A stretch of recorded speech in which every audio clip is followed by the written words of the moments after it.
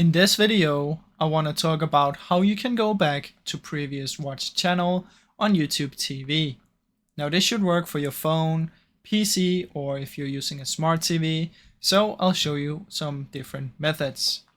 Now method number one is when you're watching some channel, you can press the down arrow or swipe down if you're on the phone, and this should open up the mini guide.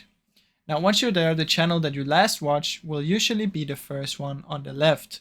So you can just quickly press on it and you will go back to that one. Now the other one is if you press the back button, or on some remotes it's an arrow button, you can just scroll through the live TV guide, and usually it will show the recently watched ones like as a highlight. So you can select it from there, or you can try and look for it in there. Now the method number three is if you use their home or the library. So just go back to the main menu. You can scroll to the most watched or resume watching. This is kind of like on Netflix when they have a resume watching. You should be able to select your last watched show in there. So these are 3 ways that you can easily do this. I really hope you enjoyed this short video. If you did, please leave a like and subscribe, as it helps me out a ton. Thank you so much for watching.